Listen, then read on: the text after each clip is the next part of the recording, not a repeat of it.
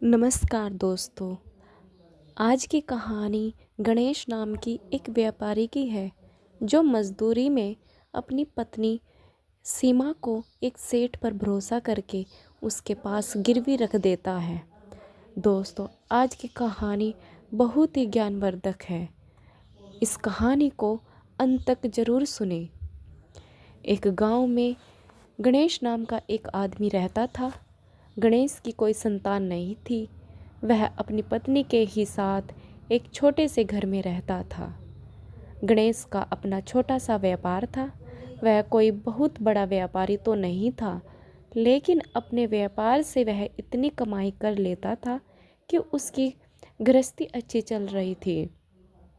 गणेश के मन में किसी तरह का कोई लालच नहीं था, जिसके कारण वह पूरी ईमानदारी से अपना कारोबार करता था। दोस्तों, एक बार की बात है, उसके गांव में भयंकर सूखा पड़ गया। खेतों में फसलें नहीं थी। नदी तालाब सब सूखे रहे थे।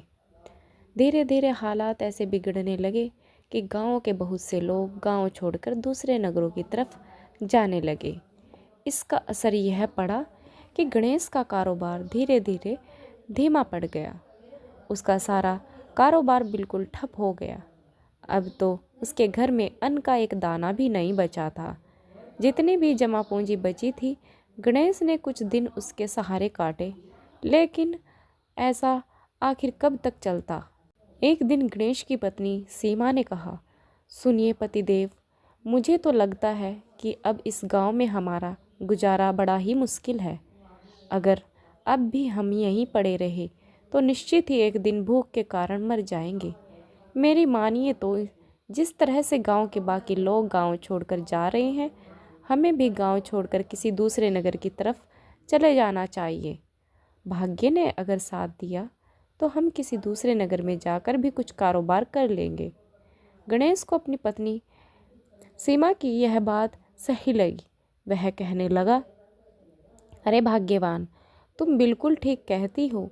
मैं भी काफ़ी दिनों से इसी बारे में सोच रहा था कि अब तो इस गांव में रहना बड़ा ही मुश्किल हो गया है। तुम चिंता मत करो, कल सुबह ही हम यह गांव छोड़कर किसी दूसरे नगर को चले जाएंगे। और अगर फिर ऐसा भी हुआ, अगली सुबह गणेश ने अपनी पत्नी सीमा को साथ लिया और गांव को छोड़कर किसी दूसरे नगर की तरफ चल पड़ा। कई दिनों के लंबे सफ़र के बाद वे लोग एक नगर के नज़दीक पहुँचे, लेकिन भाग्य ने गणेश का साथ नहीं दिया। नगर में पहुँचने से पहले से ही रास्ते में कुछ लुटेरों ने उन्हें घेर लिया। गणेश के पास जो कुछ भी थोड़ा बहुत धन था, लुटेरे में सब छीन कर ले गए। अब बेचारा गणेश बहुत ही उदास हो गया। किसी दूसरे नगर में जाकर कोई छोटा मोटा कारोबार करने की उसकी उम्मीद अब छिन चुकी। अपनी पत्नी सीमा के साथ वह बड़े ही उदास मन से उस नगर की तरफ चलने लगा। जब वह कुछ दूर पहुंचा तो रास्ते में उसे एक महात्मा का आश्रम दिखाई दिया। गणेश बेचारा यह सोचकर उस आश्रम की तरफ मुड़ गया कि शायद महात्मा जी के पास उसकी समस्या का कोई समाधान होगा। जब वे दोनों पति पत्नी आश्रम में दाखिल हुए तो गणेश ने महात्मा जी को प्रणाम करके अपना सारा दुखड़ा उन्हें सुनाया कि किस तरह से वह अपना गांव छोड़कर इस नगर में व्यापार करने के लिए आए हैं, मगर रास्ते में ही कुछ लुटेरों ने उसको लूट लिया। गणेश की व्यथा सुनकर महात्मा जी को उस पर दया आई और कहने लगा, बेटा, ऐसे मुश्किल समय में हार मानने से काम नहीं चलेगा।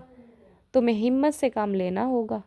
तुम निश्चित होकर इस नगर में प्रवेश करो। अगर भगवान ने चाहा तो अवश्य ही तुम सफल हो जाओगे। तब गणेश कहने लगा, लेकिन महात्मा जी, व्यापार करने के अलावा मुझे और कुछ नहीं आता।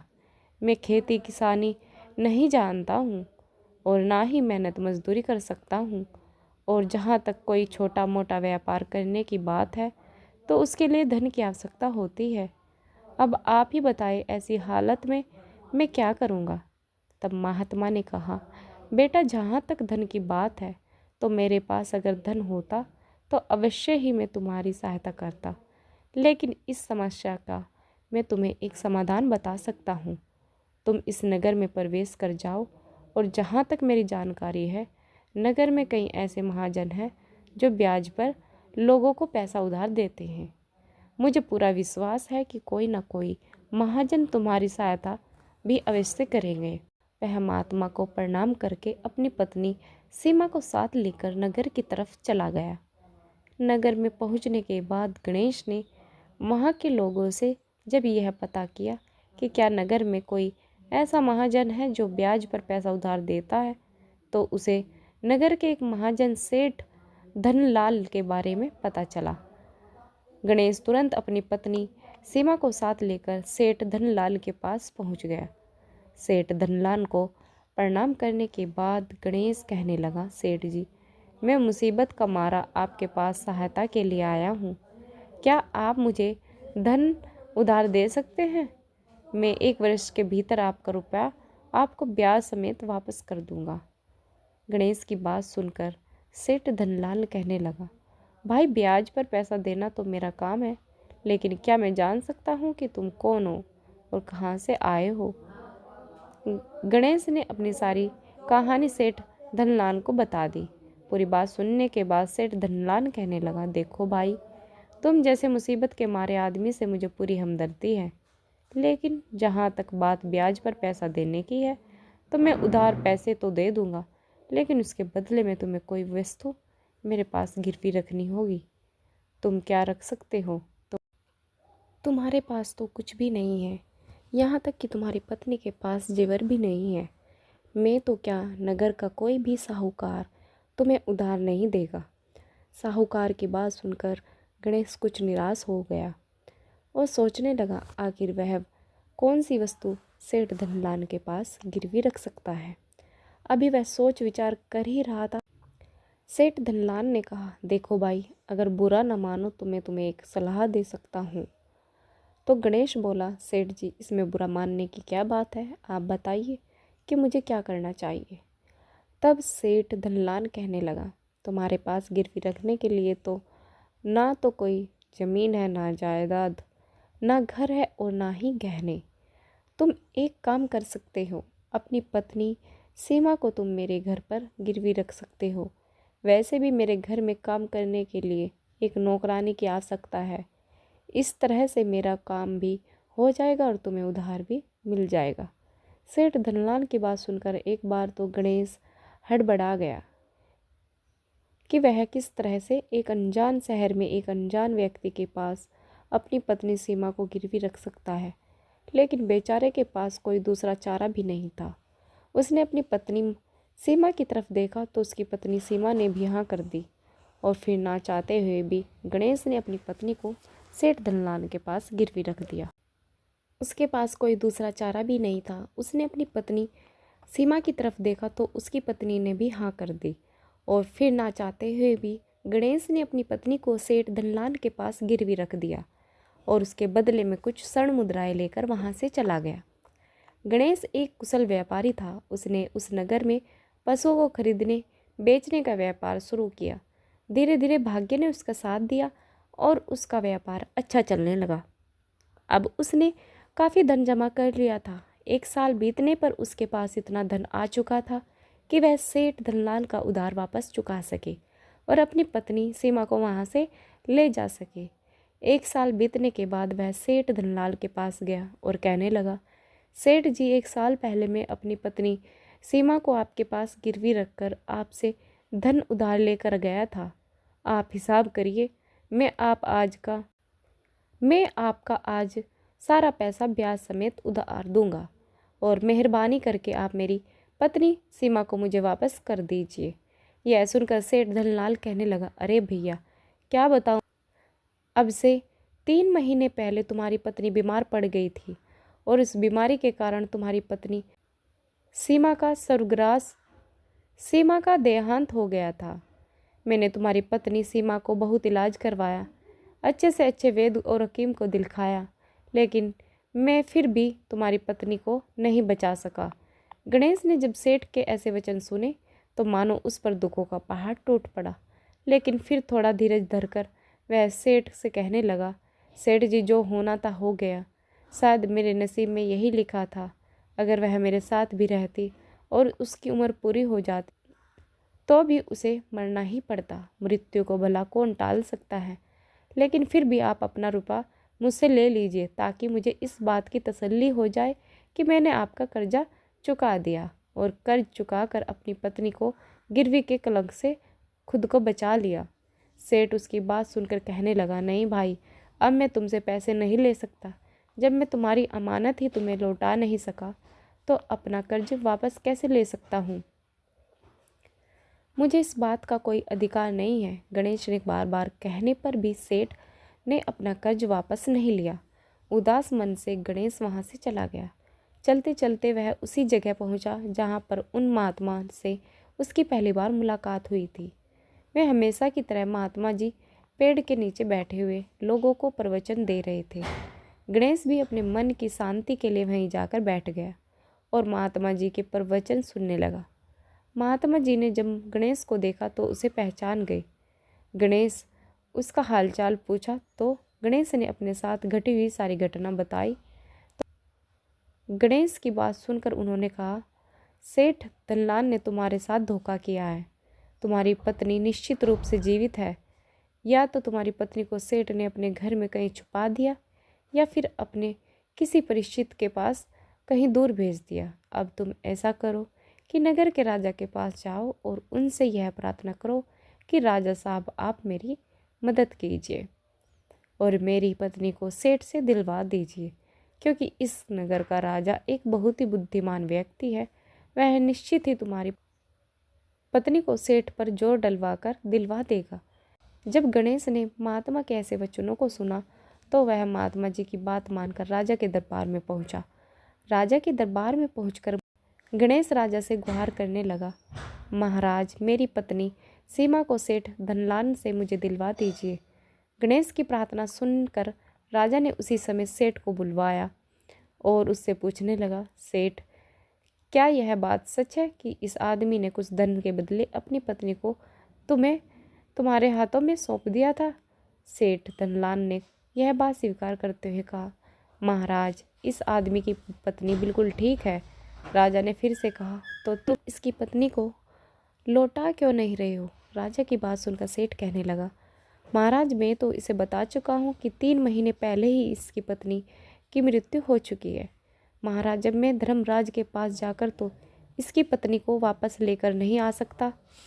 राजा ने पूछा, क्या तुम्हारे पास इस बात की पुष्टि करने के लिए गवाह है कि इसकी पत्नी की मृत्यु हो चुकी है? सेठ बोला, जी हाँ महाराज, मेरी इस बात की पुष्टि है। वह वेद कर सकते हैं जिसने इस आदमी की पत्नी का इलाज किया था। इसके बाद वह 4 व्यक्ति भी इस बात की गवाही देंगे जो उसकी पत्नी को शमशान घाट में फूंक कर आए थे।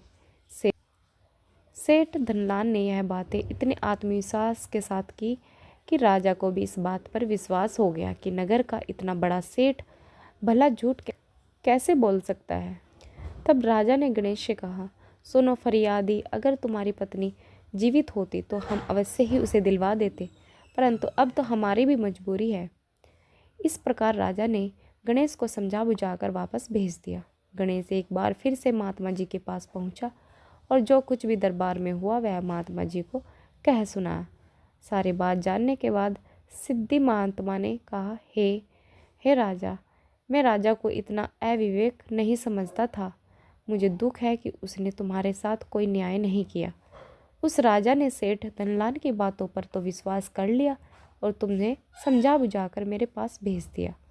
अब तुम मेरी एक बात सुनो, तुम एक बार फिर से राजा के पास जाओ और उससे कहना कि सिर्फ 1 घंटे के लिए वह अपनी राजगद्दी पर मुझे बैठने का अधिकार दे दे। मैं महात्मा तब राजा को बताऊंगा कि ये न्याय कैसे होता है और न्याय किसे कहते हैं। एक बार फिर से गणेश राजा के पास पहुंचा और जैसे उस महात्मा ने कहा था उसने वह राजा से कह दिया। राजा ने जब गणेश की यह बात सुनी तो कहने लगा, मुझे 1 घंटे के लिए राजगद्दी छोड़ने में कोई दिक्कत नहीं है। अगर ऐसा करने से तुम्हें न्याय मिलता है तो मैं 1 घंटे के लिए उस महात्मा को अपनी राजगद्दी दे दूंगा। तुम उन महात्मा जी को राज दरबार में ले आओ। यह बात सुनकर गणेश सीधा महात्मा जी के पास गया। महात्मा जी ने महाराज के सामने उस सेठ को दरबार में पेश करवाया और उससे कहा, सेठ जी, आपने कहा कि गणेश की पत्नी आपके पास 3 महीने पहले ही उनका देहांत हो गया आप यह भी कहते हैं कि आपके पास इनकी पत्नी के मरने के गवाह भी मौजूद है। क्या मैं उन गवाहों से मिल सकता हूँ? राजा बने हुए महात्मा के आदेश पर सेठ धनलाल के गवाहों को बुलाया गया। सबसे पहले महात्मा जी ने वेद को बुलाया, जिसने गणेश की पत्नी का इलाज किया था। महात्मा जी ने वेद से पूछा, क्यों भाई, आपने ही इस आदमी की पत्नी का इलाज किया था? वह बोला, जी मैंने ही किया था। यह सुनकर महात्मा जी कहने लगे, अच्छा कि गणेश की पत्नी का इलाज करने के लिए तुम सेठ के घर जाते थे या इसकी पत्नी का इलाज करवाने के लिए सेठ खुद तुम्हारे पास आता था? वेद कहने लगा, हजूर, सेठ मेरे दवाखाने में आकर खुद दवा लेकर जाते थे। महाराज कहने लगे, यानी तुम विश्वास के साथ यह नहीं कह सकते कि वह दवा सेठ धनलाल इस आदमी की पत्नी के लिए ही ले जाते हैं या फिर किसी और के लिए? महात्मा जी की बात सुनकर वेद बोला, हाँ महाराज, यह बात मैं यकीन के साथ तो नहीं कह सकता कि सेठ जी किसके लिए दवा लेकर जाते थे, लेकिन सेठ जी मुझसे दवा जरूर लेकर जाते थे। महात्मा बोले, इसका मतलब तो यह हुआ तुम मरीज को बिना देखे ही दवा देते थे। बिना मरीज की जांच किए दवा देना तो एक गंभीर अपराध है। अगर बिना किसी जांच के तुम गलत दवा दे देते तो वह दवा किसी जहर का काम भी कर सकती है कि तुम्हारे द्वारा दी गई गलत दवाई के कारण इस आदमी की पत्नी की मृत्यु हो गई। महात्मा की बातें सुनकर वेद जी का चेहरा पीला पड़ने लगा। वह बोला, नहीं हजूर, ऐसा हरगिज नहीं हो सकता। भला मैं किसी मरीज को दवा के बदले जहर क्यों दूंगा? इस तरह से मेरी सारी इज्जत मिट्टी में मिल जाएगी। महात्मा कहने लगा, अब तो तुम ऐसा ही करोगे। मैं तुम्हें अपने काम के प्रति लापरवाही और एक मरीज के जीवन से खिलवाड़ करने के अपराध में 100 कोड़े लगाने का आदेश देने जा रहा हूँ। इसके साथ ही तुम्हारा मुंह काला करके सारे नगर में घुमाया भी जाएगा। अब बताओ वेद जी, तुम सच बोलोगे या फिर मैं इन सैनिकों को तुम्हें गिरफ्तार करने का आदेश दूँ? यह सुनकर वेद जी का सारा शरीर सूखे तिनके की तरह कांपने लगा। वह महात्मा जी के चरणों में जा गिरा और कहने लगा, मुझे माफ़ कर दीजिए हजूर। मैं स्वीकार करता हूँ कि मैं सेठ के बताए हुए किसी मरीज का कोई इलाज नहीं कर रहा था। वह तो सेठ जी मुझे स्वर्ण मुद्राएं दी और कहा कि यदि गवाही की आवश्यकता पड़े तो मैं ऐसा कहकर उनके पक्ष में गवाही दे दूँ। बस मेरा इतना ही अपराध है। मैं लालच में आकर इस सेठ का प्रस्ताव स्वीकार कर गया। तब महात्मा जी ने कहा, वेद जी, कुछ भी हो, आपने अपराध तो किया है। मैं तुम्हें झूठी गवाही के अपराध में 30 कोड़े लगाने का आदेश देता हूँ। महात्मा के आदेश पर राजा के सैनिकों ने तुरंत आदेश का पालन किया। सैनिकों ने उसी समय वेद को पकड़ लिया, बड़े दरबार में उसे कोड़े लगाने को कहा। पहला कोड़ा लगते ही वह चीखने चिल्लाने लगा और कहने लगा, महाराज मुझ पर दया कीजिए, हजूर मुझ पर रहम कीजिए। हर एक कोड़े के साथ वेद के गले से दर्दनाक आवाज़ निकल रही थी। उसकी चीखें पूरे राज दरबार में गूंज रही थी। वेद के साथ ऐसा होता देखकर सेठ धनलाल के गवाह के तौर पर बुलाए गए व्यक्तियों के कलेजे छलनी हो गई, जिन्होंने गणेश की पत्नी को शमशान में ले जाकर फूकने की बात कबूली थी। अब उन चारों की गवाही की बारी थी। महात्मा जी कहने लगे कि तुम लोगों का यह कहना है कि तुमने गणेश की पत्नी को ले जाकर शमशान में फूका था। मुझे यह बताओ, अंतिम संस्कार से पहले जब मर्त शरीर को स्नान करवाया जाता है, उसके बाद ही उसे कफन में लपेट कर अर्थी पर रखा जाता है। स्नान के दौरान क्या तुमने उस औरत का मर्त शरीर देखा था? यह सुनकर चारों गवाह कहने लगे, नहीं हजूर, मर्त शरीर तो हमने नहीं देखा। जब सेठ जी ने अर्थी तैयार कर ली थी, उसके बाद ही हम वहाँ पर आए और उस अर्थी को शमशान में ले गए और सब को जला दिया। उन चारों गवाहों की बातें सुनकर महात्मा जी कहने लगे, और तुमने यह बात जानना भी उचित नहीं समझा कि उस अर्थी में कोई मरा हुआ व्यक्ति लेटा है या कोई जिंदा? कहीं ऐसा तो नहीं कि किसी विषैले पदार्थ से बेहोश होकर किसी व्यक्ति को उस अर्थी पर लेटा दिया गया हो और तुम उसे शमशान घाट में ले जाकर जला आए हो? यह तो बहुत ही गंभीर अपराध है। इसके लिए तो तुम लोगों को मृत्यु दंड की सजा भी दी जा सकती है। वे चारों गवाह वेद जी की पिटाई देखकर पहले से ही भयभीत थे। महात्मा जी के मुंह से मृत्युदंड की बात सुनकर उन सभी के हाथ पैर मानो बिल्कुल ठंडे पड़ गए। इसके बाद महात्मा जी ने विजय भाव से सेठ की तरफ देखा। जैसे ही महात्मा जी ने सेठ को देखा तो सेठ धनलाल को चेहरा भी काला पड़ गया। महात्मा ने सेठ धनलाल से कहा, सेठ तुम्हारे 5 गवाह की तो पहले ही हवा निकल चुकी है। अब तुम यह बताओ कि किसी की इच्छा के बिना उसकी पत्नी को जबरदस्ती घर में रखना और अपहरण के लिए, अपराध के लिए तुम कौन सी सजा पाना चाहोगे। महात्मा की बात सुनकर सेठ धनलाल का चेहरा एकदम सफ़ेद पड़ गया। उसके मुंह से कोई बोली नहीं निकल रही थी। तब महात्मा ने कहा, सेठ, इससे पहले कि मैं तुम्हें उम्र भर की कठोर सजा दिलवाऊं, कठोर कारावास की सजा दूं, अब भी समय है। तुम गणेश की पत्नी को दरबार में हाजिर कर दो, मैं तुम्हारी सजा को कम कर दूंगा। सेठ धनलाल ने तुरंत अपने सेवकों को अपने घर पर भेजा और गणेश की पत्नी को दरबार में पेश किया।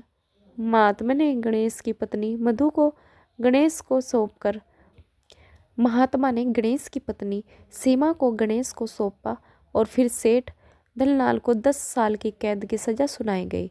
झूठी गवाही के अपराध में उन चारों गवाहों को भी कड़ी सजा दी गई, जिन्होंने गणेश की पत्नी के शव को शमशान घाट में ले जाने की झूठी बात कही थी।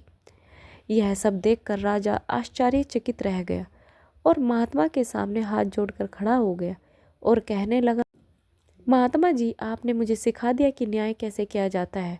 तब महात्मा जी ने कहा, हे राजन, मेरी 3 बातों को हमेशा याद रखना। कभी भी इन 3 स्थानों पर अपनी पत्नी को कभी अकेला मत छोड़ना।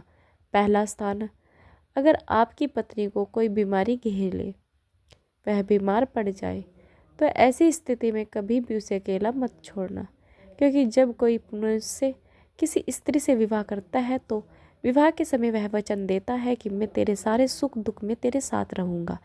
इसलिए बीमारी की हालत में भी उसे सदैव अपनी पत्नी के साथ रहना चाहिए। जिस तरीके से पत्नी अपने पति की सेवा करती है, इसी तरह से पति का भी कर्तव्य है कि वह अपनी पत्नी की सेवा करे, हमेशा तत्पर रहे। यही आपका कर्तव्य है और आपके सुखी जीवन का मंत्र भी है। इसके बाद महात्मा कहने लगे, दूसरा स्थान है, अगर आपकी पत्नी निर्दोष है और कोई उस पर झूठा लांछन लगा रहे हैं, तो ऐसी स्थिति में तुम्हें हमेशा उसके साथ खड़े रहना चाहिए, क्योंकि लड़की अपने माता पिता का घर इसी उम्मीद पर छोड़ती है कि मेरा पति मेरी भावनाओं को समझेगा, हर परिस्थिति में मेरा साथ देगा।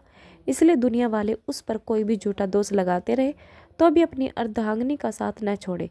ऐसी स्थिति में भी कभी भी उसे अकेला नहीं छोड़ना चाहिए और अपनी पत्नी को कहना चाहिए कि तुम बिल्कुल भी चिंता ना करो और मैं तुम्हारे साथ खड़ा हूँ।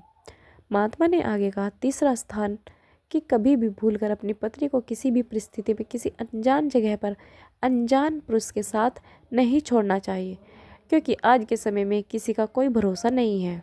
दोस्तों, यह कहानी आपको कैसी लगी हमें कमेंट बॉक्स में कमेंट करके ज़रूर बताएं। वीडियो को लाइक शेयर करें और हमारे चैनल को सब्सक्राइब करें। वीडियो सुनने के लिए आप सभी का बहुत बहुत धन्यवाद।